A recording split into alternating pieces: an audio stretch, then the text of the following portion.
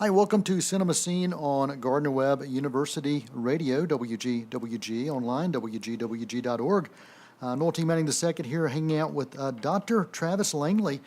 We have had Dr. Langley on the show before. We had him here last spring when we talked about Captain America Civil War, and we're very fortunate to have him back again. He is an editor and a psychologist and been involved in a number of books, Dr. Langley, over the years relating to pop culture, to comics, and what? How else do you want to describe some of the books that you've been involved in? I refer to it as popular culture psychology. There you go, popular culture psychology. Well, the reason we've got Dr. Langley on the show today is we're going to talk about Wonder Woman. There is a new book out that Dr. Langley has served as the editor for, and it's called Wonder Woman Psychology, Lassoing the Truth.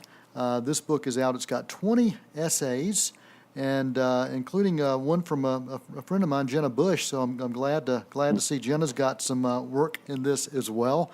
I tell you, last weekend, Dr. Langley, no surprise, Wonder Woman did quite well at the box office worldwide. This movie is doing amazingly well. Also, over 240 million in opening weekend receipts worldwide.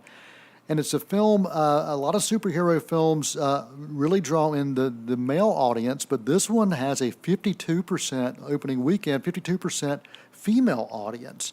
So let's get your thoughts initially on the movie, and did this fulfill the expectations you thought we might be seeing with this film? I'm very pleased at how well it's doing. I had expected to do well, even though some of the early buzz said, "Oh, it's a chaotic mess in the production." Yes, people said that about Guardians of the Galaxy and many other very successful films, so that doesn't really matter. Sometimes the chaos is just chaos, but sometimes it's about the efforts people go through to try to get things right. And there's some really good people in charge. Patty Jenkins knows what she's doing. So I was very optimistic that this would do just incredibly well and beat some records, and it has, and it's nice to see. Yeah, and what a great cast. And I think the casting of Wonder Woman, Princess Diana, or Diana Prince, was done quite well. She truly held her own, and I can't even imagine anybody else playing that role right now after seeing her on screen. It is funny. At first, people heard about the casting, and one of the main immediate reactions was, "She's kind of skinny for the part, isn't she?" Well, you know what? Christopher Reeve was skinny for Superman, and once he got the role, added a lot of muscle. A number of these...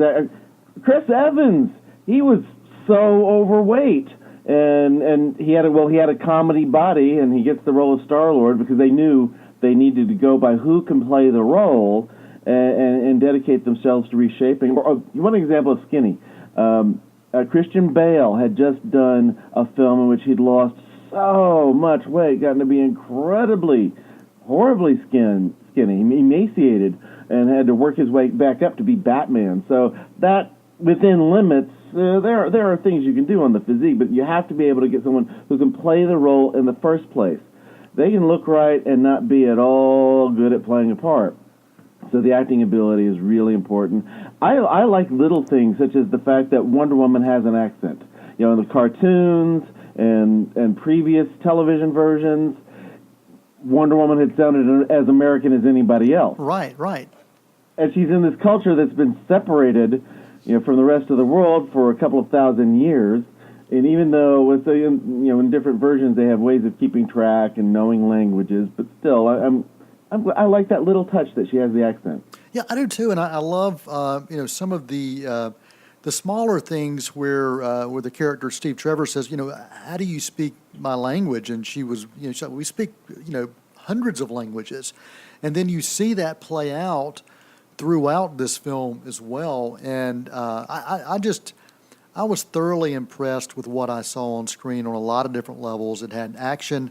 It did a great way of paying homage to some earlier installments. There's some little things thrown in for the true fans out there. I think it also did a great job introducing this character in this standalone film, even though we saw her in Batman v Superman. And she was the best thing in that movie to me. And so I was very happy to see her in a standalone film, and a very solid film at that. I think DC has needed something like this. Last year they had, while they may have made some money, the two films didn't, get universal praise, but this one's getting some pretty universal praise for the most part from critics and from fans, and it's great to see. The film, Batman v Superman, fell about $200 million short of what they had hoped it would make for the health of their company, which is a pretty huge shortfall, even with them making, more than $500 million on the film. Right. And there are reasons for that. I've heard a lot of people say it's a shame that this Wonder Woman film could not have been the foundation for a DC movie universe. Yeah. In many ways, as I was watching the film, I was reminded of Captain America: First Avenger, and this one had a lot of those kind of similarities. I think there are similarities within the characters as far as what they stand for, what they want, and how they kind of move forward in life. Did you sense that same kind of thing with these characters, based on the comics or based on the other things that you've researched and seeing it on film as well? Well, so Captain America and Wonder Woman, both of them are very healthy individuals.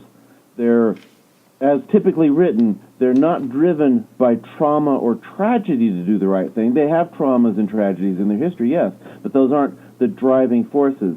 Each of them, has the big heart and is the person who's trying to do the right thing for the sake of doing the right thing, for sticking up for others. And they really show a hero can be heroic for good reasons, and I'm very pleased with these depictions. I know there were a number of people when we first heard that it was going to be set in World War I instead of World War II, because World War II is so typically part of Wonder Woman's background for how we think of it, for the enduring versions of her story. But it seemed to many people like, oh, well, they're just going with World War I because Captain America got World War II, which there may be some truth in that, but I like the writer's reasoning that it made sense to take it to a world war in which the lines between good and evil in the war weren't as clear as they were in World War II, to get to the stupidity of war and Wonder Woman's goal of fighting against war itself. Yeah, I absolutely loved that, and it was done so well. I mean, I loved the story. I loved the way it was presented. The effects were well done. The action sequences were marvelous. This film, just to me, solid to see Wonder Woman on screen in a film that I think we're going to be seeing her on film a few more times and not just in the Justice League movie. No, I think we can count on a Wonder Woman 2-3 years from now. Absolutely. Well, let's talk about the book, Dr. Langley, Wonder Woman Psychology, Lassoing the Truth. I'll get it out there. Tell me when you started working on this and the process that you went through to get this book to fruition. I had been, let's see, it was before my Doctor Who book came out that I'd had this idea. We'd wrapped up work on the Doctor Who book, or we were about wrapping up the work on our Doctor Who Psychology Madman with a Box. And I was considering where we were going with the direction on all of these books, and I had thought it before about I would like to do something with Wonder Woman. Right. And I have a co-editor on this one. I don't normally have co-editors, but Mara Wood had said long ago if we ever did a Wonder Woman book, she wanted to be heavily involved. And she'd been a really good editorial assistant. But I thought, how do you fill a book with on the psychology of a healthy superhero whose enemies are not well known? When I wrote the book Batman in Psychology, A Dark and Stormy Night, a single-author book, nobody had trouble seeing why I was doing that. He has psychological issues, and his enemies fill their own asylum. Right. But I got to thinking about the fact that Wonder Woman was created by a psychologist, and we don't normally go into the creators. We were using psychology to analyze the fiction, and fiction to talk about real psychology.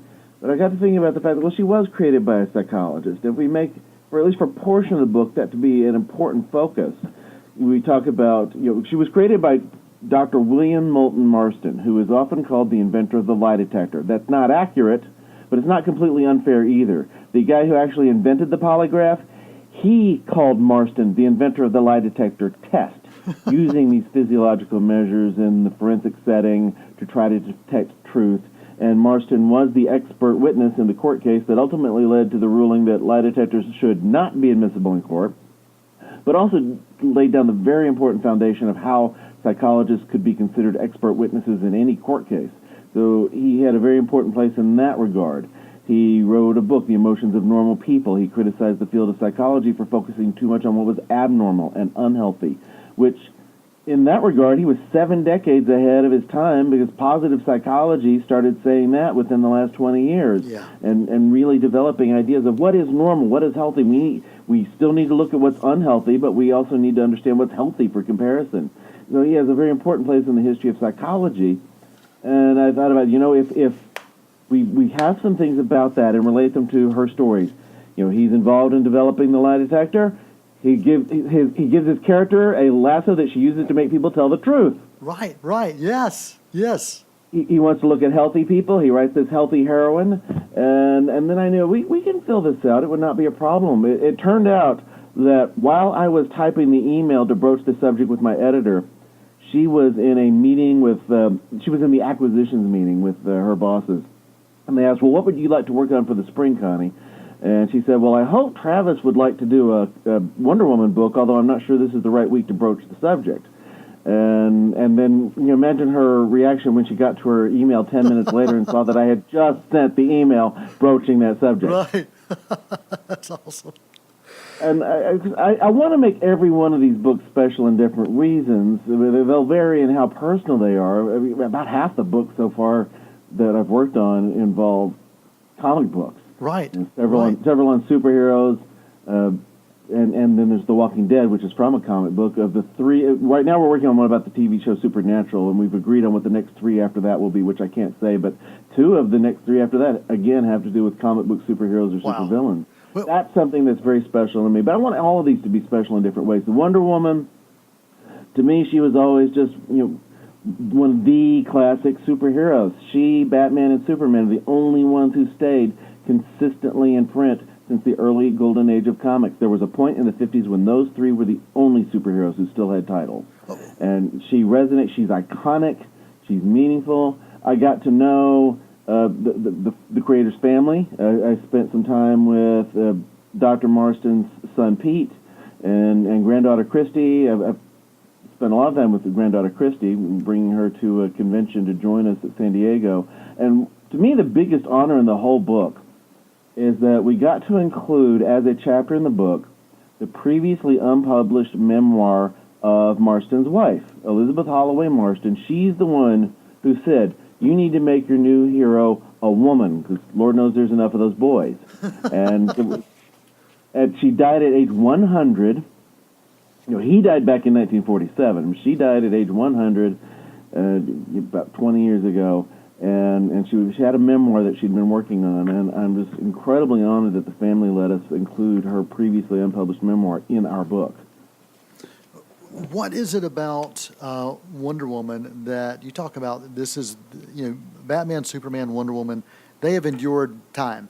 What is it about Wonder Woman that has allowed that to happen, especially with... Yeah, she has a number of different things going for her. She's the outsider coming to the modern world. Okay. She's the person with a different perspective, and so she comes without any of the usual biases regarding culture, countries. She has this different view, but she doesn't feel lost. We all have situations where we have felt like the outsider.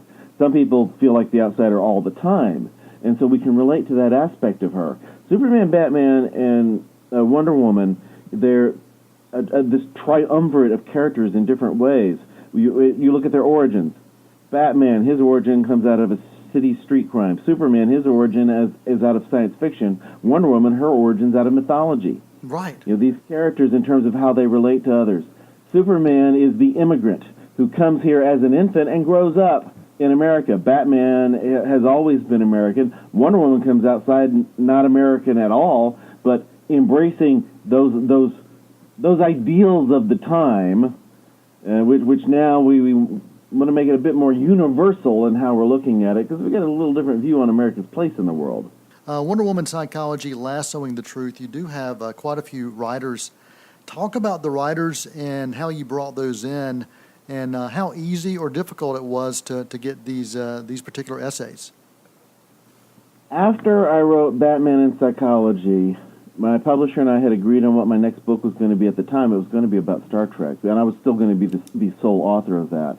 But then Wiley sold that division. Here I had the best-selling book for that whole division, a book that is still doing well every single week now. And Wiley was selling that division, and the new publisher wasn't doing new books, so I didn't have a new book immediately because of that publishing industry thing. But during the delay over the next couple of years, I got to know other nerdy psychologists who would come up, meet me at conventions, or I'd get to know some through their blogs. For example, Dr. Janina Scarlett. She's the only one other than me who has written something in every single one of the books that came after Batman. And Janina, when I first met her, she came up to me and another psychologist after we had a panel at San Diego Comic-Con, and she was just so delighted to meet us fangirling that I was having trouble remembering that I'm talking to a fellow professional here. But it was a lot of fun, and she's a very good writer, and so about half of the writers are people I've gotten to know through conventions. And most of the other half are people who I found them through their blogs. So I know they know their popular culture, they know their psychology, and how to write it in a way that's interesting for a general audience. In terms of this particular book, Mara Wood, the co-editor, she wrote 5 or 6 of the or 5 and a half of the chapters because we co-authored one. So there's more than usual by a specific person in this one. Because Wonder Woman was very meaningful and important to her. And even though we always say like 20 essays for the 20 chapters, I write a lot of interstitial material, a number of, at the end of every section I've got this little mini chapters, so right. We've also got those as the additional essays, and there's a lot more material than it even says. This is our biggest book in the series. Well, we had trouble, deciding when to stop writing. Yeah. Well, I was going to ask you, at what point did you decide, okay, this is now the book, and this is how we're going to put these essays and pieces together? What was that process like for you? Well, you reach a deadline when the publisher says, "Okay, stop monkeying with this." I love it. and that's the truth, right? That's the truth. Some of these cases. Well, I mean, there are times when I know, okay, this is exactly what it needs to be, but with most of them, you can always think of something else. Like with the Supernatural book that we're wrapping up the work on right now. Even after our deadline, I kept writing additional sidebars because I would think of other little things to say. Oh, I should say this. Sidebar. I don't even know where in the book this sidebar will go. And I finally reached the point I told my editor, okay, no more sidebars. And I still have 2 more I'm so tempted to throw in.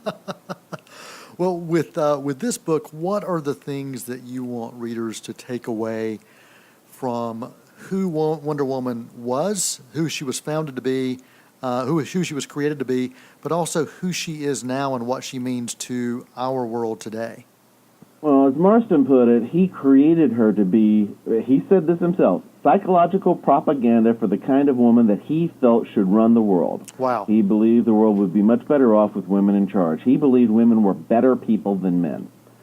In terms of what we want people to take away from it, I think the strongest message in there is that a hero can be healthy and be heroic. A person can do the right thing because it is the right thing.